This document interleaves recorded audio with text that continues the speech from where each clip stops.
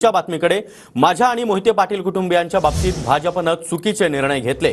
उत्तम जानकर यांनी भाजपवर ही सडकून टीका केली आहे। आम्हा दोघांनाही भाजपने साइडलाइन केलं होतं असंही उत्तम जानकर यांनी म्हटलंय। भाजपने आमच्या बाबतीत अघोरी राजकारण केलं। उत्तम जानकर यांनी भाजपवर हा जोरदार हल्लाबोल केलाय।